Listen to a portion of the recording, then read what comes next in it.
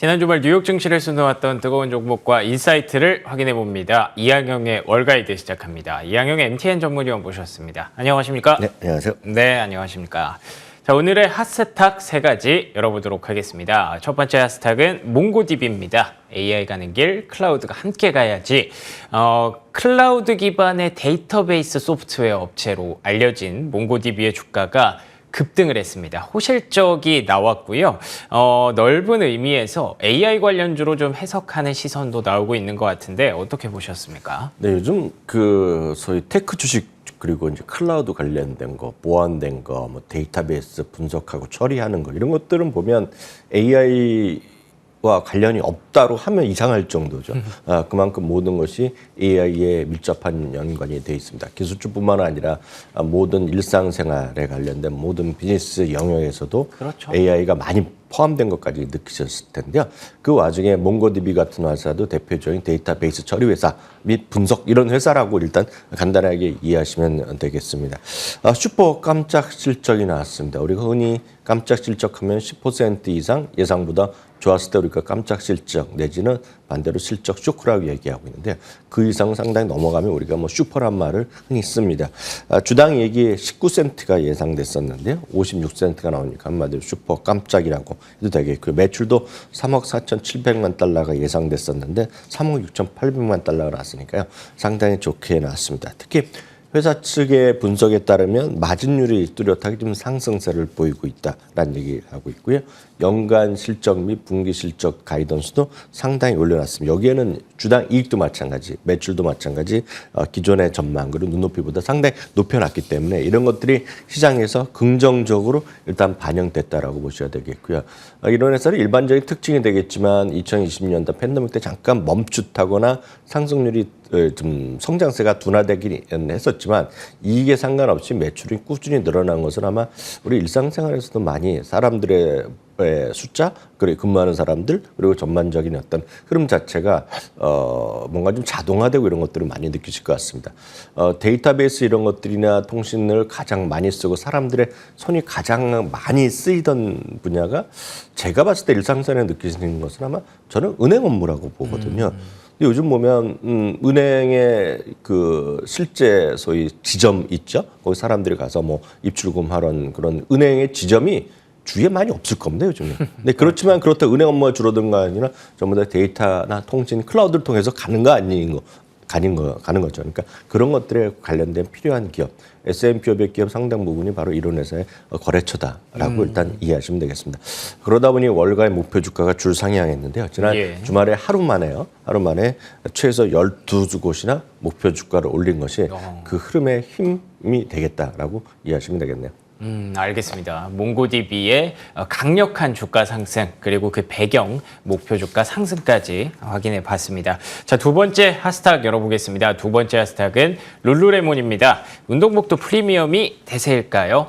지난주 목요일에 사실 장마감 후에 실적이 나왔었고 그때 시간의 거래에서 좀 움직이고 있다라는 말씀을 해주셨기 때문에 금요일 본장에서 많은 분들이 기대를 하고 보셨을 것 같은데 주가가 일단 두 자릿수 급등하기는 했습니다. 말씀드린 것처럼 글로벌 시장 전반에서 프리미엄 운동복 수요가 그리고 매출이 늘어난 것으로 확인이 됐는데요. 장중에 차익 매물이 좀 나오는 모습도 있었어요. 이거 어떻게 해석을 해야 될까요? 네, 맞습니다. 지난 3개월 전이랑 거의 비슷한 모습입니다. 3개월 전에도 깜짝 실적이 나오면서 갭 상승했다가요. 한두 달 정도 유지하다가 그다음에 흘러내렸습니다. 그것이 전부 다 이제 소비의 위축에 대한 우려감이 현실적으로 반영되면서 웬만한 것들이 다 마찬가지였었는데요.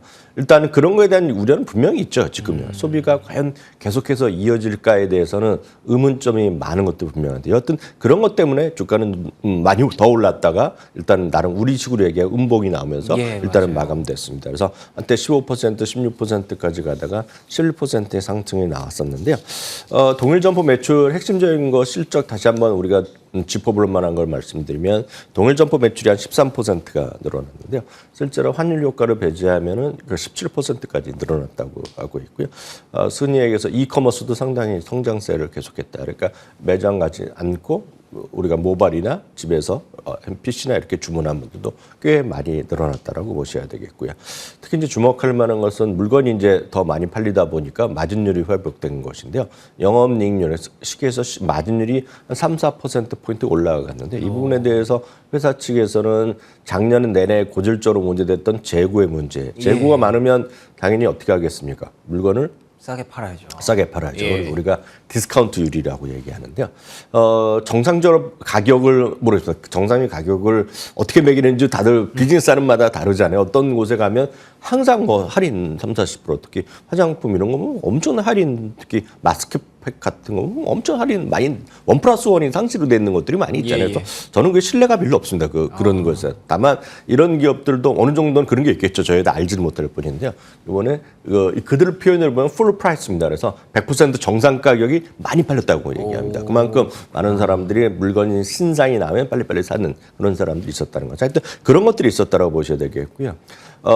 에스테로더가 최근에 실적이 안 좋았을 때 보면 중국의 어떤 반응이 아직까지 약간 지지부진하다고 그랬는데 이번에 이곳은 중국이 상당히 좋다는 얘기를 했습니다. 그런 것들이 좀 의미 있게 반영됐고 연간 실적 가이던스도 상향시켰습니다. 그러다 보니 주가가 좀 올라갔다라고 보셔야 되겠고요.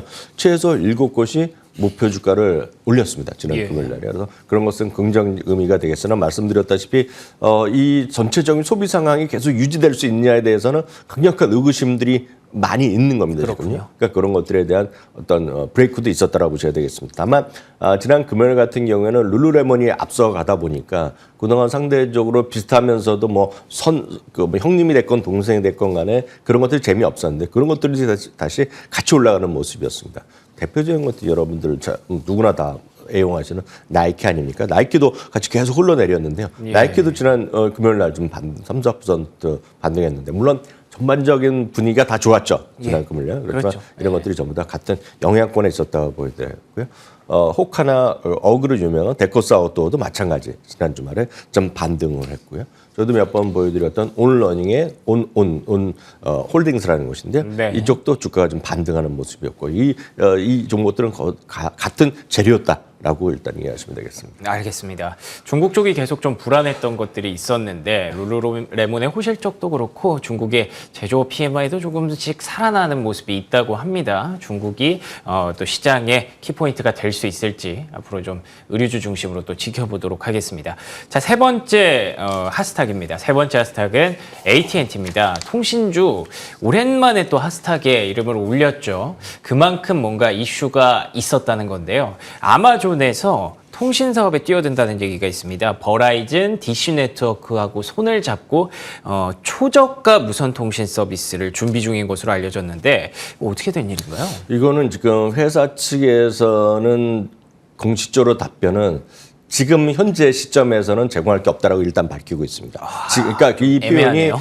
지금 현재 시점이라는 표현이 쓰고 있습니다. 그래서 현재 시점이 아니면 어떡하냐는 거예요. 그러니까요. 이게 헌법이나 이런 쪽에서 네. 지금이라면 오늘인지 내일인지까지인지 한 달인지 사실 한국말도 모르지 않습니까? 그쵸. 그러니까 딱 그렇게 표현했는데요. 그 전에 단계부터 말씀드리면 네. 저는 5월 20일 정도인데 그때 한번 저희도 한번 소개해드렸었는데 월스트리트저널에서 아마존이 디시 네트워크에 손잡고 이런 진출한다 그런 얘기가 잠깐 있었어요. 그렇지만 그 다음에 또 흐지부지 되다가요.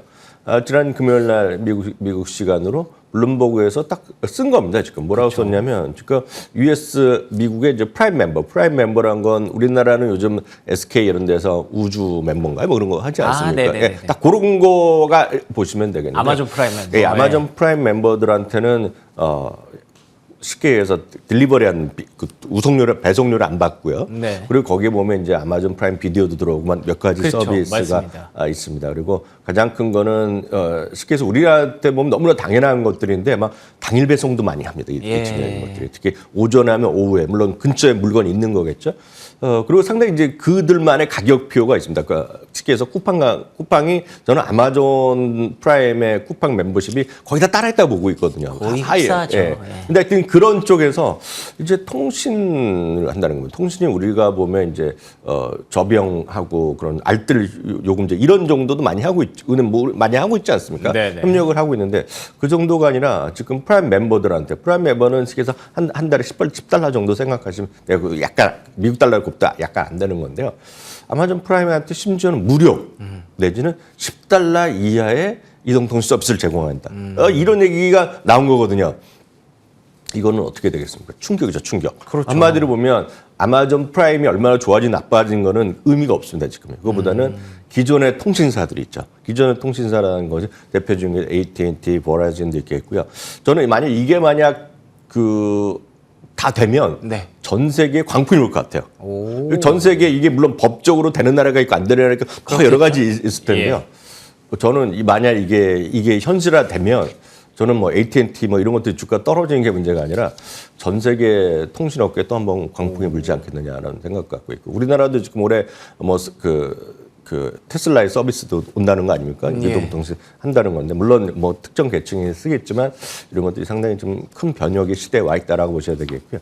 특히 주의하실 것은 AT&T 같은 경우가 사실 거의 뭐 미국 주식이 우리나라에서 활성화되기 시작할 때부터 이제 배당주로 얘기했던 건데 그게 항상 다 이제 배당 수익률을 얘기하고 있는데요. 배당 수익률이 높으면 뭐 합니까? 계속 주가는 떨어졌고 작년에 이제 스피ን오프 하면서 잠깐 또 좀 반등했었는데 지금 스피ን오프 전가하고 다시 가는 거거든요. 그러니까요. 물론 지금 현재 보면 7.5%, 버라이즌도 7.5% 이렇게 배당 수익률을 주고 있는데 저희가 배당 방송을 여러 번 강의도 해드렸고 뭐 어떻게 월스트리트에 관련된 수많은 저희 컨텐츠에서 저희 방송에 해드렸지만 여러분들이 그 배당 수익률에 현혹되시면 안 되겠다. 그 회사의 자체적인 성장성, 수익성에 좀 염두에 두시라는 말씀 다시 한번 드리고 싶습니다. 알겠습니다. AT&T 안 그래도 주가가 좀 부진했기 때문에 더 아프게 느껴지는데요. 아마존이 정말 이 통신 사업을 현실화할 수 있을지 앞으로 지켜보는 중요한 포인트 될 것 같습니다. 자, 그리고 한 가지 종목이 더 있습니다. 팔로알토 네트워크스가 S&P 500에 편입이 됐다고 하네요. 어떤 전략이 필요할까요? 네, 팔로알토 네트워크스는 그렇지 않아도 실적이 좋아서 주가가 뭐 지금 최고가 가는 건데요. 지난 주말에 또 하나의 선물을 받았습니다. S&P 500에서 이 지금 팔로알토 네트워크스가 S&P에 편입됐습니다. 400에서 그러니까 우리를 보면 2군에서 1군으로 올라왔던 것이 되겠고요. 디스 네트워크는 빠졌는데 어떤 이런 것들은 뭐 당연히 호재 인식할 수밖에 없다. 단신이지만 전해드렸습니다. 알겠습니다. 간단하게 한번 얘기를 들어볼 수 있었고요. S&P 500에 갖는 의미를 많은 분들이 알고 계실 거기 때문에 이 정도 설명이면 충분할 것 같네요. 자, 그러면 오늘의 인사이트 한번 확인해 보도록 하겠습니다. 오늘의 인사이트 어떤 내용이 준비되어 있을까요?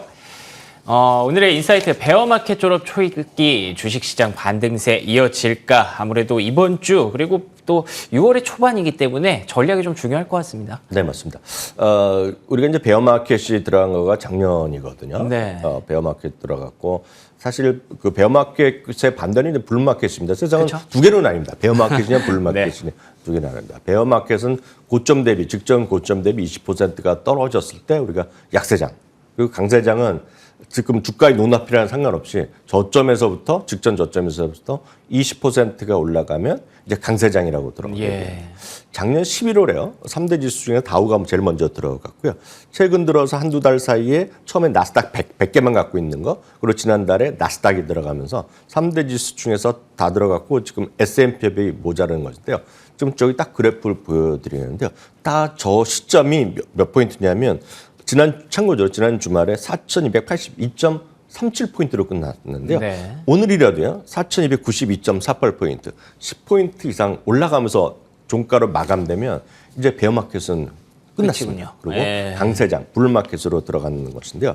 1948년 이후에 최장기 기간이었습니다. 지금 거래일수를 보면 244일입니다. 횟수로 보면 이제 뭐 1년이 됐는데요.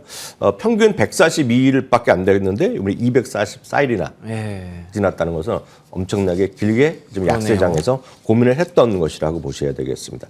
실제로 보면 시장에서의 주가의 반등이 얼마나 이어질지는 우리가 알 수 없겠지만 상대적으로 이거에 대한 불편함을 느끼고 오히려 떨어질 거라고 베팅하는 사람도 지금 10년 만에 최고로 들어와 있습니다. 그걸 보면 지난달에 보면 우리가 얼마만큼 뭐 풋옵션을 얼마나 샀는지 보면 알거든요. 그러니까 실제로 이 시장에 대해서 강세장에 대해서 부담을 갖는 사람들은 훨씬 많은 건데요.